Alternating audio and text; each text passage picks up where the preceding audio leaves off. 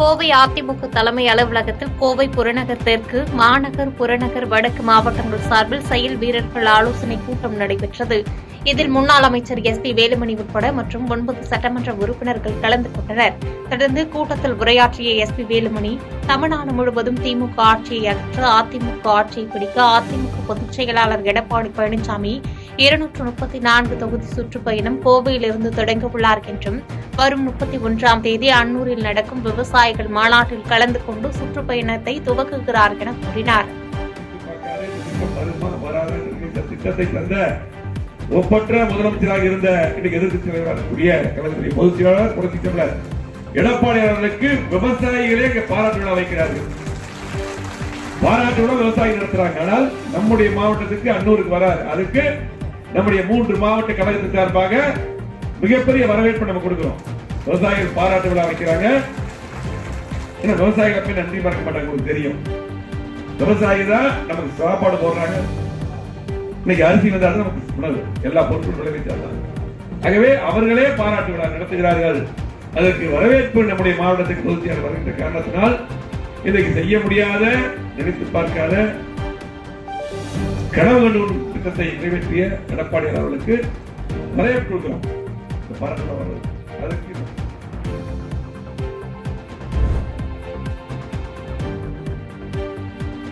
Tungsten விவகாரத்தில் கிடைத்த வெற்றி தமிழ்நாடு அரசு கொடுத்த அழுத்தத்திற்கு கிடைத்த வெற்றி என திருமாவளவன் தெரிவித்துள்ளார்.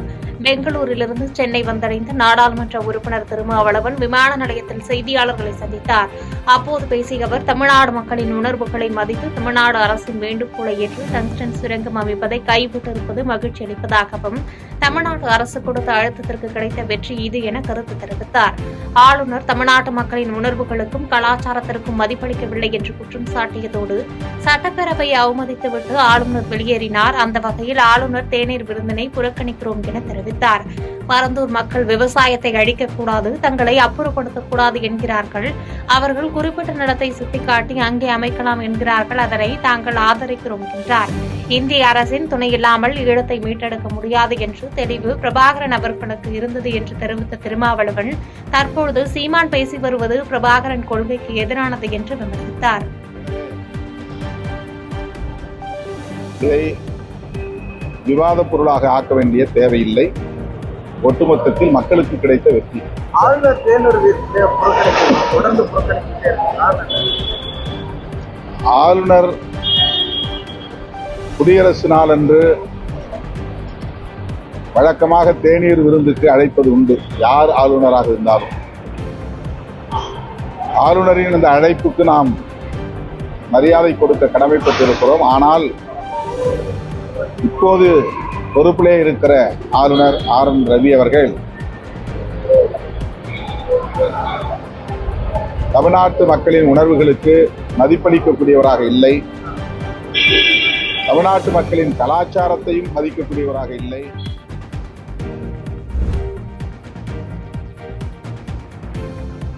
புதுச்சேரியில் ஆன்லைன் செயலி மூலம் சுமார் ₹300 கோடிக்கு மேல் ஏமாற்றிய கும்பலை சேர்ந்த கேரள நபரை போலீசார் கைது செய்து விசாரணை மேற்கொண்டு வருகின்றனர். புகாரின் அடிப்படையில் சைபர் கிரைம் ஆய்வாளர்கள் தியாகராஜன், கீர்த்தி ஆகியோர் தலைமையில் 2 தனிப்படைகள் அமைத்து பண மோசடியில் ஈடுபட்ட கேரள மாநிலம் மலப்புரத்தைச் சேர்ந்த முகமது ஷபி என்பவரை கைது செய்தனர். மேலும் இந்த மோசடியில் தொடர்புடைய 13 பேர் கொண்ட கும்பல் டெல்லி, சென்னை உள்ளிட்ட பல்வேறு இடங்களில் அலுவலகம் நடத்தி ₹321 கோடி மோசடி செய்தது தெரியவந்தது. அந்த வங்கி கணக்குகளை முடக்க போலீசார் நடவடிக்கை எடுத்து வருகின்றனர். சம்பவம் குறித்து செய்தியாளர்களை சந்தித்த சைபர் கிரைம் முதுநிலை காவல் கண்காணிப்பாளர் நாரா சைத்தன்யா, ஆன்லைன் கடன் செயலிகளை நம்பி பொதுமக்கள் ஏமாற வேண்டாம் என்றும், மிரட்டல் வந்தால் உடனடியாக சைபர் கிரைம் போலீசில் புகார் தெரிவிக்க வேண்டும் என்று கேட்டுக் கொண்டார். அவர் அக்சஸ் பண்ணதுக்கு, அவரோட இது மொபைலில் எல்லாத்தையும் அக்சஸ் பண்ணதுக்கு உண்டான இது பர்டிகுலர்ஸ்லாம் வாங்கிக்கிறாங்க. வாங்கிட்ட பிறகு அவர் 10,000 ரூபாய்க்கு மேலே கட்ட சொல்லி அவர் மிரட்டினே இருக்கிறாங்க.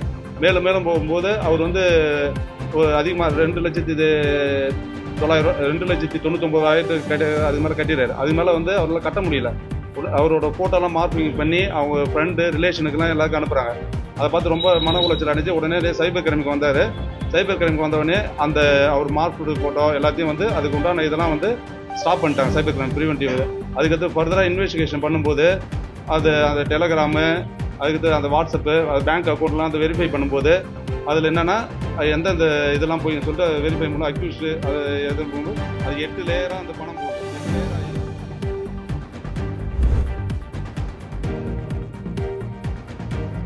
காரைக்காலில் ரூபாய் 1,96,00,000 மதிப்பீட்டில் சாலை அமைக்கும் பணிகளை புதுச்சேரி அமைச்சர்கள் சாய் சரவணகுமார் மற்றும் திருமுருகன் ஆகியோர் தொடங்கி வைத்தனர். புதுச்சேரி ஆதி திராவிட மற்றும் பழங்குடியினர் நலத்துறை மற்றும் பாட்கோ கழகம் மூலம் ரூபாய் 1,96,00,000 மதிப்பீட்டில் புதுச்சேரி மாநிலம் காரைக்கால் மாவட்டத்தில் உள்ள வடக்கு தொகுதிக்குட்பட்ட எம்ஜிஆர் நகர், பறவைப்பேட் பகுதியில் புதிதாக வடிகால் வசதியுடன் கூடிய தார் சாலை அமைக்கும் பணிக்கான பூமி பூஜை நடைபெற்றது.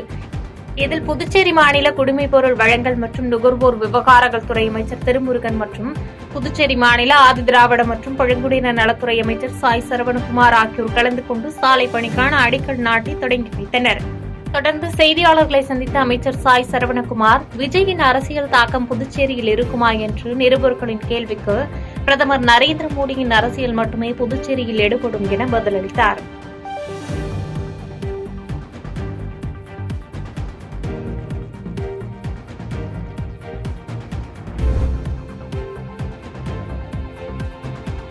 காவிரி டெல்டா பகுதியை பாதுகாக்கப்பட்ட வேளாண் மண்டலமாக எடப்பாடியார் அறிவித்தது போன்று மேலூர் 48 கிராமங்களையும் பாதுகாக்கப்பட்ட மண்டலமாக ஸ்டாலின் அறிவிக்க வேண்டும் என்று சட்டமன்ற எதிர்க்கட்சி துணைத் தலைவர் RB உதயகுமார் தெரிவித்துள்ளார். மதுரையில் டங்ஸ்டன் சுரங்கம் அமைப்பதற்கு ஏலம் ரத்து செய்யப்பட்டுள்ளது மக்கள் போராட்டத்திற்கான வெற்றி. இந்த போராட்டத்திற்கு ஆதரவளித்த எடப்பாடியாருக்கு கிடைத்த வெற்றி என்றும், சிவகங்கைக்கு வருகை தந்த முதலமைச்சர் மேலூருக்கு வராதது ஏன் என்ற கேள்வி எழுப்பினார். அவர் தட்டு தடுமாறி பதிலளிக்க முடியாமல் பரிதாபமான நிலையிலே நின்றதை நாம் பார்க்க முடிகிறது. 1957 கனிம வள சட்டங்களை 2023 திருத்தம் கொண்டு வருகிற போது 38 நாடாளுமன்ற திராவிட முன்னேற்ற கழகத்துடைய கூட்டணி கட்சி உறுப்பினர்கள் மௌனம் காத்ததை தோல்வித்து காட்டி உண்மையை உலகத்திற்கு உறக்கச் சொல்லி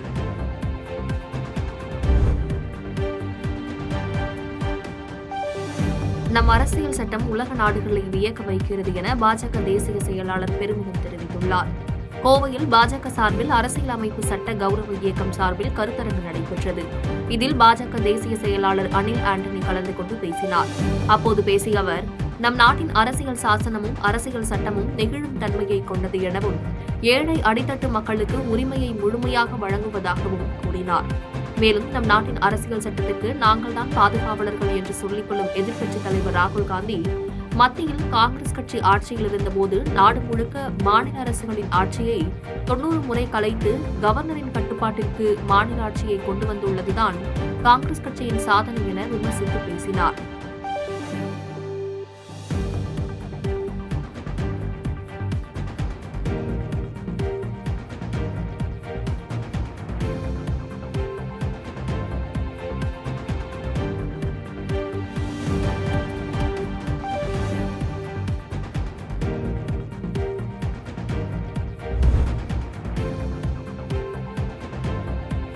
மதுரை மேலூர் பகுதியில் டங்ஸ்டன் திட்டம் முழுமையாக ரத்து செய்யப்பட்டுள்ளது மகிழ்ச்சி அளிப்பதாக பாஜக மாநில தலைவர் அண்ணாமலை கூறியுள்ளார். கோவை விமான நிலையத்தில் செய்தியாளர்களை சந்தித்த பாஜக மாநில தலைவர் அண்ணாமலை, இந்திய அரசு ஒரு திட்டத்தை ரத்து செய்வது மிக கடினம் எனவும், இந்த திட்டத்தை ரத்து செய்வதற்கு பிரதமர் மோடிக்கு நன்றி சொல்ல வேண்டும் என்று கூறினார். மேலும் திமுக தூண்டுதலில் MP நவாஸ்கனி மலையில் இறைச்சி சாப்பிட்டு பிரச்சினை ஏற்படுத்தியுள்ளார் என்றும், திருப்பரங்குன்றத்தை மையமாக வைத்து எழுச்சிமிக்க போராட்டம் நடத்தப்படும் என்றும் கூறினார். மேலும் கச்சத்தீவில் மக்களின் உரிமையை நிலைநாட்ட பிரதமர் நடவடிக்கை எடுப்பார் என்றும் உறுதியளித்தார். டெல்லியில போய் ஒரு கேபினட் அமைச்சரனுடைய அரங்கத்துக்குள்ள ஒளிச்சு அது பிரதமர் கேட்டு அதை செஞ்சிருக்காங்கன்னா இது ஜனநாயகத்தினுடைய வெற்றி தான் மேடம்.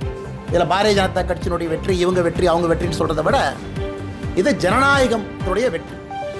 அது பிரதமர் அவர்கள் தமிழகத்தின் மீது இருக்கக்கூடிய அன்பை மறுபடியும் நமக்கு உறுதி செய்து காட்டியிருக்கின்றார். 2 மாதத்திற்குள்ள அந்த வேலையை முடிச்சு காட்டியிருக்கின்றோம்.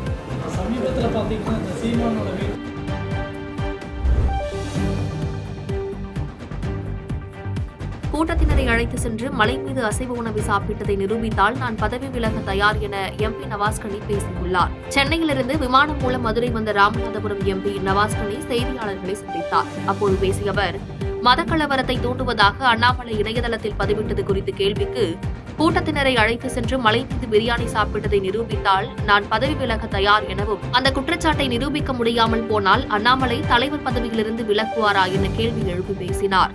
மேலும் மலையின் மீது அசைவ உணவுகளை சாப்பிட்டவர்களை கைது செய்ய வேண்டும் என்று ராஜா கூறியது குறித்த கேள்விக்கு, வக்பு வாரிய கட்டுப்பாட்டில் உள்ள தர்காவிற்கு சென்று ஆய்வு செய்தோமே தவிர அங்கு சாப்பிடவில்லை என்றும், பொய்யான தகவலை கூறி சமூகத்தில் பதற்றத்தை ஏற்படுத்தக்கூடிய கருத்துக்களை சொல்லும் ராஜா அண்ணாமலை போன்றவர்களை தான் கைது செய்ய வேண்டும் என்று கூறினார்.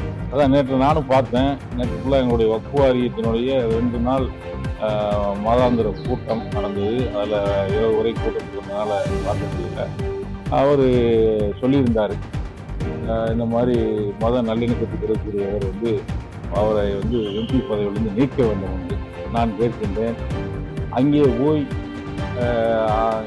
ஆள்களை அழைத்து கொண்டு மலையில் போய் பிரியாணி சாப்பிட்டார் என்று சொன்ன அண்ணாமலை பதவி விலகுவாரா? அதை நிரூபிக்கவில்லை என்றால் நான் அங்கே போய் கூட்டத்தினரை அழைத்து கொண்டு மலையில் சென்று பிரியாணி சாப்பிட்டதாக சொன்னால் நான் பதவி விலக தயார். அவர் சொன்ன குற்றச்சாட்டை நிரூபிக்கவில்லை. தமிழக பாரதிய ஜனதா கட்சியினுடைய தலைவர் பொறுப்பிலிருந்து அண்ணாமலை பதவி விலகுவாரா? அந்த பொறுப்பிலிருந்து அவர் விலகுவாரா? உண்மைக்கு புறமான தகவல்களை, பொய்களை தொடர்ந்து தமிழகத்திலே சொல்லிக் கொண்டிருக்கக்கூடியவர் அண்ணாமலை.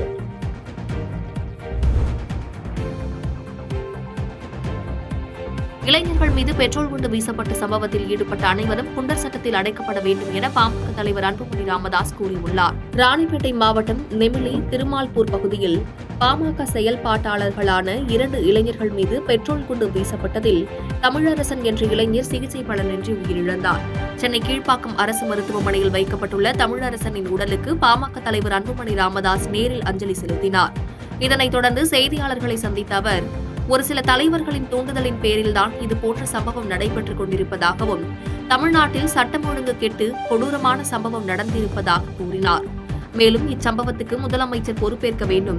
இதுபோன்ற சம்பவங்கள் வேறு எங்கும் நடைபெறாமல் பார்ப்பது முதலமைச்சரின் கடமை என்றும் கூறினார். மேலும் பாதிக்கப்பட்டவரின் குடும்பத்தினருக்கு இழப்பீடும் வேலை வழங்க வேண்டும் என்றும் கூறினார். இது ஏதோ ஒரு தனிப்பட்ட சம்பவம் கிடையாது என்று கடந்த முறையே நான் சொல்லியிருக்கின்றேன். சமீப காலத்தில் தமிழ்நாட்டில், குறிப்பாக வட தமிழ்நாட்டிலே இது போன்ற சம்பவங்கள் அதிக அளவிலே நடைபெற்றுக் கொண்டிருக்கிறது. வேண்டுமென்று நடைபெற்றுக் கொண்டிருக்கிறது. இது ஒரு சில தலைவர்களினுடைய தூண்டுதலால் நடைபெற்றுக் கொண்டிருக்கிறது. எங்களுடைய தொண்டர்களை தொடர்ந்து நாங்கள் சொல்வது, வலியுறுத்துவது, வழிகாட்டுவது, இடஒதுக்கீட்டை பயன்படுத்திக் கொள்ளுங்கள், படியுங்கள், வேலைக்கு செல்லுங்கள், பிரச்சனைக்கு போகக்கூடாது, வழக்குகள் உங்கள் மேல் வரக்கூடாது என்று.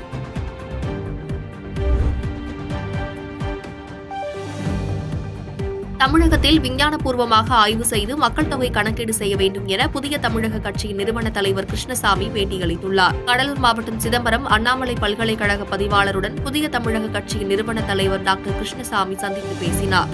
அப்போது பல்கலைக்கழகத்தில் பணிபுரியும் பட்டியல் சமூக ஆசிரியர்கள், மாணவர்கள் பிரச்சினை குறித்து பேசினார். பின்னர் செய்தியாளர்களுக்கு பேட்டியளித்த கிருஷ்ணசாமி, பட்டியல் சமூக மாணவர் சேர்க்கை 40%இலிருந்து 18% குறைத்துவிட்டதாகவும், தமிழகத்தில் விஞ்ஞானபூர்வமாக ஆய்வு செய்து மக்கள் தொகை கணக்கீடு செய்ய வேண்டும் எனவும் கூறினார். மேலும் தமிழ்நாட்டில் சமூக நீதி திராவிட மாடல் அரசின் கொள்கை என்று சொல்கிறார்கள். ஆனால் பட்டியல் சமூகத்தினருக்கு ஒதுக்கிய 18% இடஒதுக்கீட்டை 3% உள் இடஒதுக்கீடாக முன்னாள் முதலமைச்சர் கருணாநிதி வழங்கினார். சமூக நீதியை புதைக்கிற அரசாக திமுக அரசு இருப்பதாகவும் விமர்சித்து பேசினார்.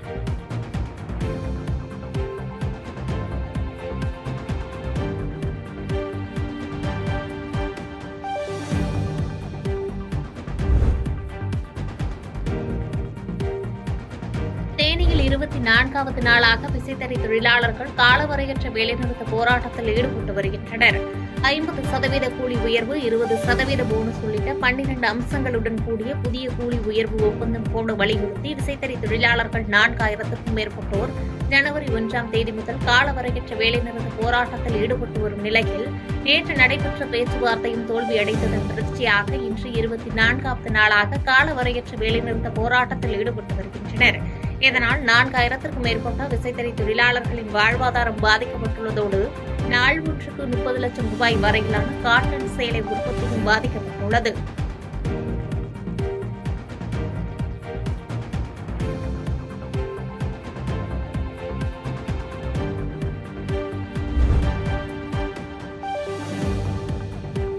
கோவையில் ஓட்டுநர் தினத்தை அனுசரிக்கும் விதமாக நடைபெற்ற இருசக்கர வாகன பேரணியை மாவட்ட ஆட்சித்தலைவர் துவக்கி வைத்தார்.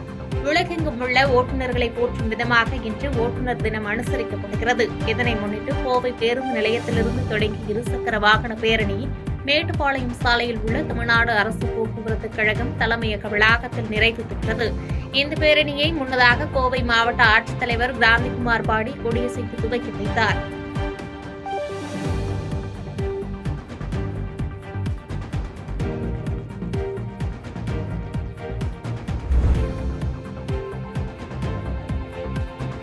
விழுப்புரம், செங்கல்பட்டு உள்ளிட்ட மாவட்டங்களில் MRI ஸ்கேன் கருவி விரைவில் துவக்கி வைக்கப்படும் என அமைச்சர் மா சுப்பிரமணியன் தெரிவித்துள்ளார். சென்னை ஓமந்தூரார் அரசினர் தோட்டத்தில் உள்ள தமிழ்நாடு அரசு பன்னோக்கு உயர் சிறப்பு மருத்துவமனையில் ரூபாய் 6.60 கோடி மதிப்பிலான MRI ஸ்கேன் கருவி மக்கள் பயன்பாட்டிற்காக மருத்துவம் மற்றும் மக்கள் நல்வாழ்வுத்துறை அமைச்சர் மா சுப்பிரமணியன் துவக்கி வைத்தார். பின்னர் செய்தியாளர்களை சந்தித்த அமைச்சர் 6.60 கோடி செலவில் MRI கருவி மக்களின் பயன்பாட்டிற்காக தொடங்கி வைக்கப்பட்டுள்ளதாகவும் இந்த புதிய கருவியால் குறைந்த நேரத்தில் அதிக நோயாளிகளுக்கு ஸ்கேன் செய்ய முடியும் என தெரிவித்தார். மேலும் விழுப்புரம், செங்கல்பட்டு உள்ளிட்ட மாவட்டங்களிலும் MRI ஸ்கேன் கருவி விரைவில் துவக்கி வைக்கப்படும் என்றும் பல் மருத்துவர்களுக்கு பதவி உயர்வு கவுன்சிலிங் நடைபெறவுள்ளது. வெளிப்படைத்தன்மையோடு இந்த கவுன்சிலிங் நடத்தப்படும் என கூறினார்.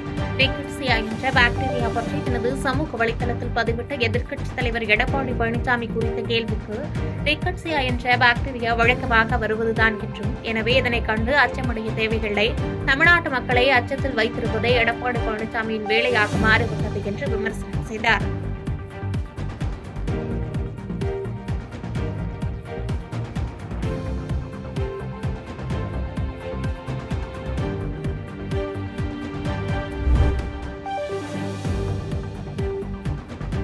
காஞ்சிபுரம் மாவட்டத்தில் விமான நிலைய திட்டத்திற்கு நிலம் வழங்கும் பயனாளிகளுக்கு அடுத்த மாதம் இழப்பீட்டுத் தொகை வழங்க உள்ள நிலையில் அதற்கான இறுதிக்கட்ட பணிகள் தீவிரமாக நடைபெற்று வருகிறது. காஞ்சிபுரம் அடுத்த பரந்தூர், ஏகனாபுரம், நெல்வாய் உள்ளிட்ட 13 கிராமங்களை உள்ளடக்கி 2வது பசுமை விமான நிலையம் அமைய உள்ளது. இதற்காக சிறப்பு நில எடுப்பு மாவட்ட வருவாய் அலுவலர் தலைமையில் 4 மண்டலங்களை நியமிக்கப்பட்டு அதற்கான குழுக்கள் அமைக்கப்பட்டு பணிகள் கடந்த 3 மாத காலமாக நடைபெற்று வருகிறது. இதற்கு எதிர்ப்பு தெரிவித்து போராட்டக் குழுவினரும் தொடர் போராட்டத்தில் ஈடுபட்டு வரும் நிலையில் பொதுமக்களுக்கு எவ்வித இடையூறு இல்லாமல் இத்திட்டம் நிறைவேற்றப்படும் என கடந்த சில தினங்களுக்கு முன்பு தமிழக அரசு அறிவித்த நிலையில் அடுத்த மாதம் முதல் நிலம் தருபவர்களுக்கான இழப்பீட்டுத் தொகை தரும் பணிகள் துவக்க முழுவீச்சில் முன்னதாக பணிகள் தீவிரமடைந்துள்ளது. அவ்வகையில் பயனாளிகளுக்கு வழங்கப்படும் இழப்பீட்டுத் தொகையினை இறுதி செய்யும் பணிகளும் சில நபர்களுக்கு இறுதி செய்யப்பட்டும் வருகிறது. அவ்வகையில் நெல்வாய் கிராமத்தில் இன்று நில அளவையர், வட்டாட்சியர் உள்ளிட்ட குழுவினர் அப்பகுதியில் உள்ள நபர்களின் பட்டியலை கொண்டு இறுதி செய்து வரும் பணியை மேற்கொண்டு வருகின்றனர்.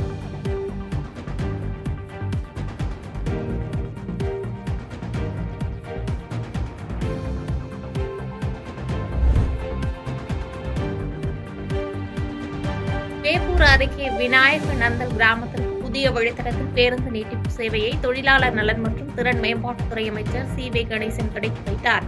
கடலூர் மாவட்டம் வேப்பூர் அருகே விநாயக நந்தல் கிராமத்தில் 500க்கும் மேற்பட்ட குடும்பங்கள் வசித்து வருகின்றனர்.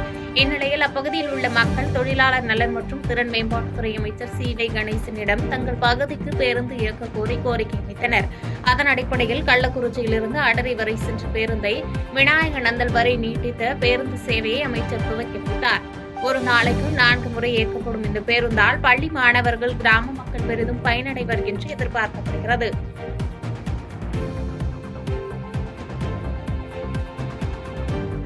பாதகம் செய்பவரை கண்டால் நாம் பயம் கொள்ளலாகாது பாப்பா.